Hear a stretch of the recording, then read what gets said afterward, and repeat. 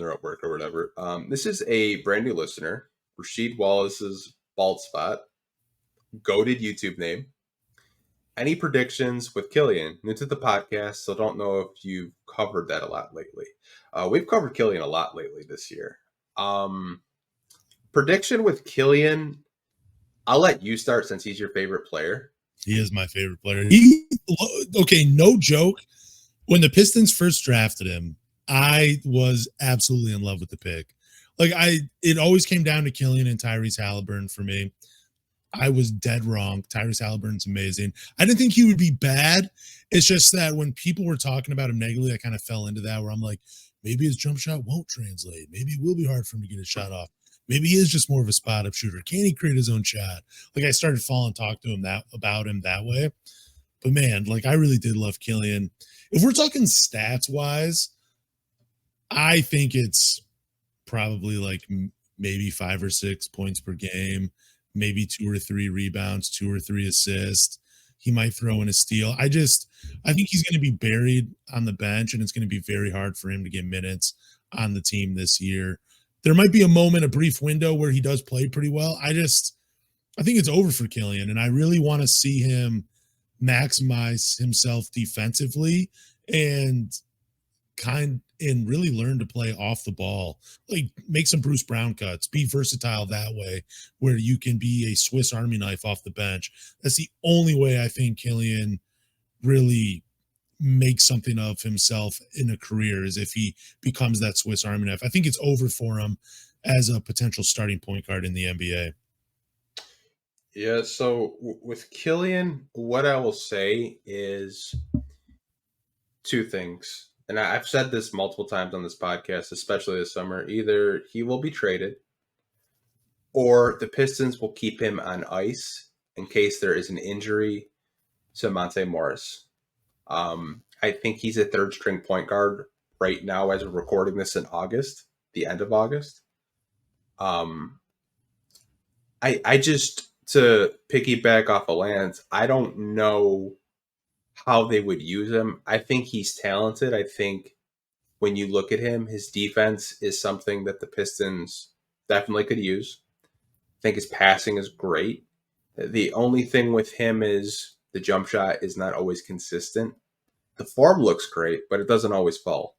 I think this year was probably his most where he's developed as a basketball player.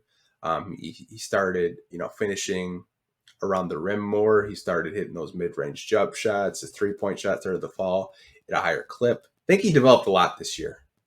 But trading for Monte Morris, to me, I thought was a writing on the wall for him as a player for the Pistons. Now, do I think he could start? I don't. I think at best he's a backup point guard, and that's perfectly okay. He has a skill set to be a backup point guard, a guy that can play great defense, switch, and pass. You don't need to be averaging 25 points a game as a backup point guard. But I don't really know what the Pistons are going to do with him.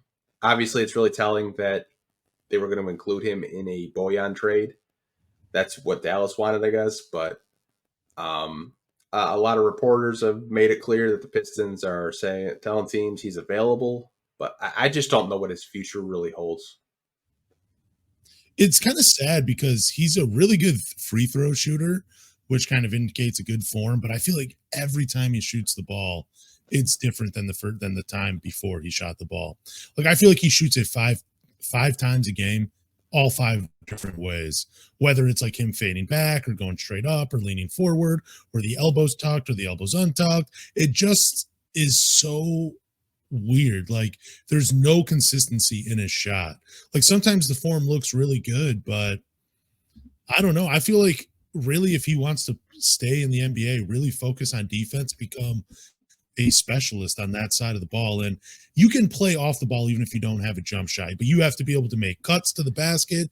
You have to be willing to throw some screens out there, maybe do a couple rolls. I don't know. There's just so much more to basketball than just playing one way. And I feel like there's potential for him to still have a career in the NBA. It's that he's just going to have to change his game dramatically and focus on other areas than being a point guard. Because I think that ship has sailed.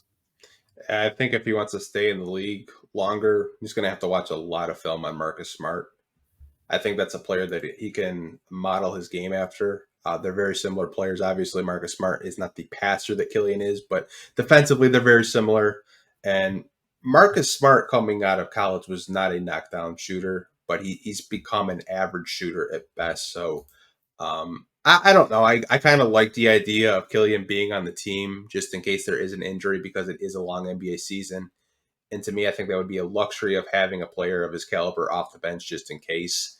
If you can't get anything valuable for him in the open trade market, just don't trade him. Just have him on the bench. Well, man, you said watching Marcus Smart, watch Tony Allen, watch Matisse Thybulle, watch those guys. Those two guys did not have much of an offensive game throughout their career, but Matisse Thybulle, he's a two-time all defensive player and he's only 26 years old. He's not great offensively, but he's made a career for himself on that side of the ball.